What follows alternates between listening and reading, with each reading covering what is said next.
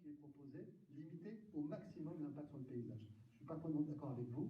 Là, à mon avis, la démonstration a bien progressé par rapport à ce que je savais. J'aimerais bien qu'on aille jusqu'au bout de l'exercice. Voilà, merci.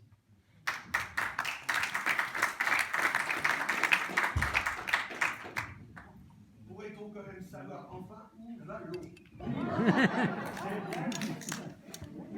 C'est la seule question.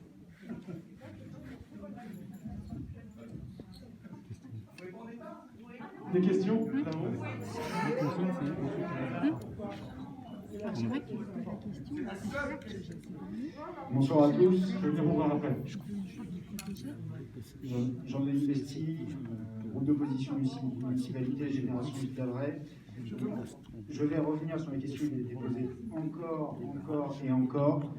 Où va l'eau d'une part? Et deuxième question qui va à l'attention de Madame la maire, si l'eau déborde, qu'elle va dans le rue, qu'elle va dans le duc et que celui-ci éclate, que se passe-t-il pour les Dagoverniens et leur sécurité? Merci.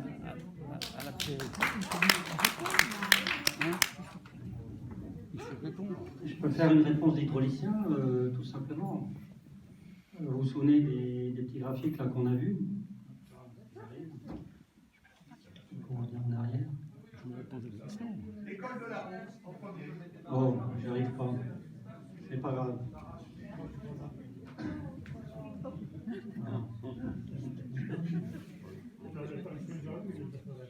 Alors, dans une vallée alimentée par un bassin versant, où va l'eau?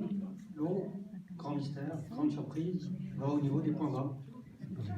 Donc à l'heure actuelle, dans le passé, comme on a dit, ces étangs, ils ont été construits autour d'une zone humide, parce que cette zone humide, elles étaient situées au point bas, et elles étaient alimentées par un bassin versant. Donc, votre question, c'est en aval, qu'est-ce qui se passe? Où va aller l'eau? Alors, je vais vous... Grande surprise, l'eau, elle va rester en point bas, elle va aller en point bas. Alors, si on... Voilà, effectivement. en point bas et dans la région. Et si on regarde cette petite carte-là, alors ça, c'est une carte qui correspond au scénario de rupture en cascade des étangs. Donc, c'est une carte qui correspond à ce qu'on appelle une onde de submersion. Donc là, c'est le scénario catastrophe. Les étangs se rompent en cascade et ça produit un débit de pointe de l'ordre de 100 mètres cubes par seconde. 100 mètres cubes par seconde. Donc, avec les travaux qui vont être réalisés ayant pour objectif le confortement des ouvrages, on n'aura plus ce risque de rupture. Donc, on va passer d'une situation extrêmement inconfortable, dangereuse pour les populations situées en aval, extrêmement dangereuse. Bon, 100 mètres cubes par seconde, ça vous parle peut-être pas, mais l'eau, c'est lourd. 100 mètres cubes par seconde, 100 mètres cubes, ça fait 100 tonnes par seconde. Un camion, ça fait 30 tonnes. Donc, vous allez recevoir par seconde 3 camions. Je peux vous dire, pour avoir vu des photos de rupture d'ouvrage, rupture de barrage, qu'il n'y a strictement rien qui tient à une onde de submersion. C'est un champ de ruines. Donc l'État a suggéré, pour ainsi dire, a suggéré au CMN de faire quelque chose parce que, objectivement, il y avait un risque pour les populations humaines. Pour le bâti et pour les populations qui vivent. Ça y est, maintenant j'ai compris. Mais c'est du calcul hydraulique, monsieur. Alors, j'ai pas fini. Je vais essayer de répondre du mieux possible aux différentes questions. J'ai pas fini. Ça, c'était dans la situation où on ne faisait rien et il y avait un danger tout à fait avéré. Donc, il fallait faire quelque chose. Il y a maintenant des travaux de confortement pour éviter ce risque de rupture. Et donc, ce qui va se passer, c'est que quand il y aura une crue 300 ans, les ouvrages ne vont pas rompre. Et il va y avoir effectivement ce débit de pointe de 14,5 mètres cubes par seconde qui va passer sur les ouvrages sans rupture et qui va se retrouver en aval au niveau des points bas. dans l'école. Dans l'école. Et avec, alors si on fait le comparatif, effectivement, on passe d'une situation extrêmement dangereuse, avec un débit de pointe de 100 mètres cubes par seconde, à 14,5 mètres cubes par seconde. Donc je ne dis pas que la situation est merveilleuse, mais au moins on évite le risque de rupture de ces ouvrages. Je crois que ce que vous faites, ça s'appelle de la gestion de risque. C'est-à-dire que, je rappelle à ceux qui ont attaqué le projet depuis l'origine, que ce que vous nous avez reproché aussi à nous, la municipalité, c'est d'avoir pris nos responsabilités au regard d'un risque majeur, qui était un risque de rupture des digues par submersion. Ce risque de rupture, si on ne fait pas le trop-plein, cet évacuateur, il subsiste encore, même s'il est considérablement réduit par les travaux. Il subsiste encore si on ne fait pas cet évacuateur. Moi, c'est ce que j'ai compris. Donc, il fallait faire cet évacuateur. À partir de là, le risque de rupture, il est supprimé. Ce qui reste, c'est effectivement un risque dans le cas d'une crue tricentenale, de ce débit dont vous allez parler, effectivement, dont il faut activement s'occuper. Vous avez apporté les bonnes réponses, mais c'est un risque qui n'a rien à voir avec la rupture par submersion des digues. Ça n'a rien à voir. La rupture par submersion, c'est une catastrophe.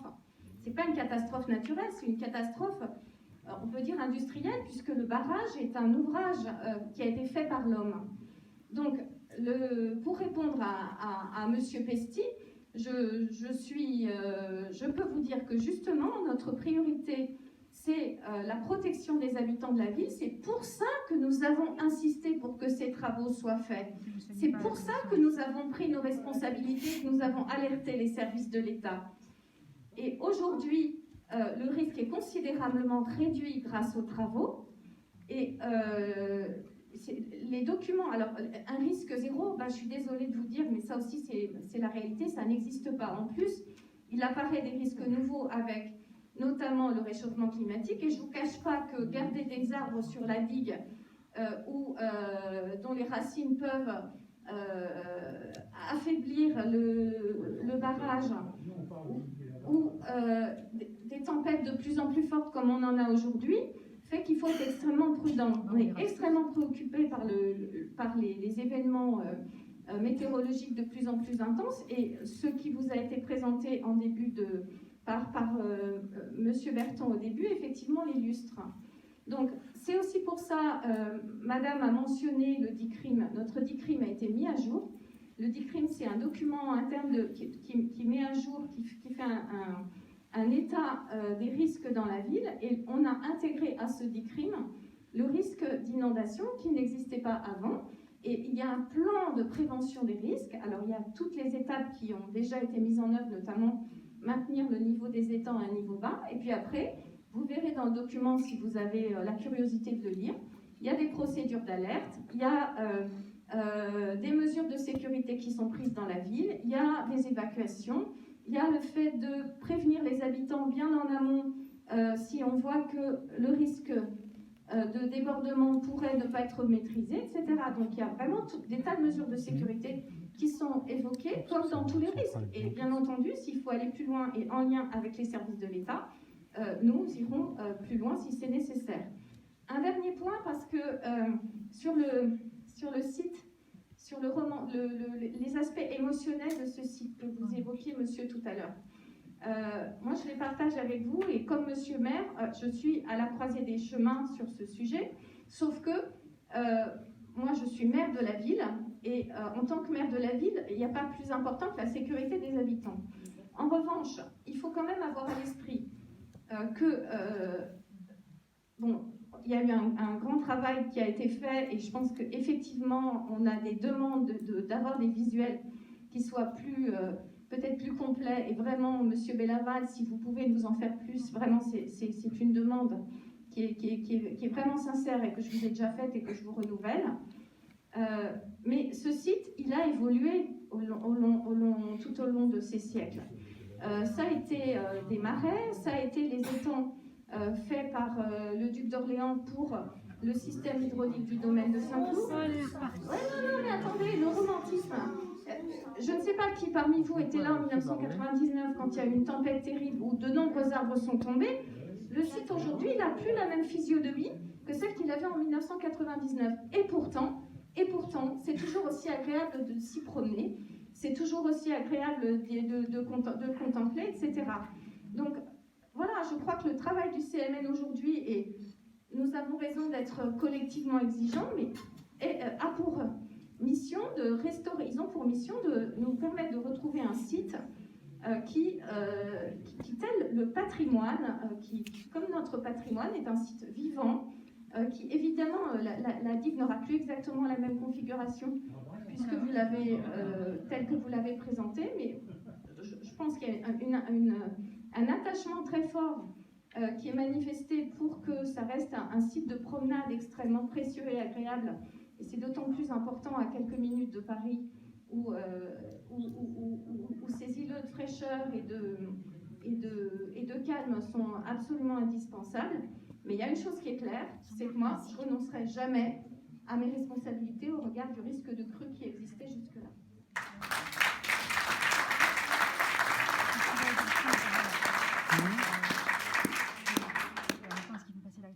Document, le décrypte, c'est pas un document interne, c'est un document d'information, madame la maire. S'il vous plaît, est-ce qu'il y a des questions, s'il vous plaît, encore?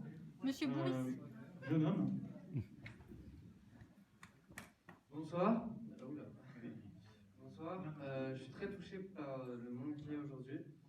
Et moi, je trouve pas le charme qu'il y a aujourd'hui avec les attentes gourous, je le trouve pas quand je vois vos images. Et en fait, j'aimerais bien de l'espoir en fait sur le fait on soit chez nous en fait. Et j'ai pas ce chez nous. Et j'ai une question aussi, combien d'arbres vont être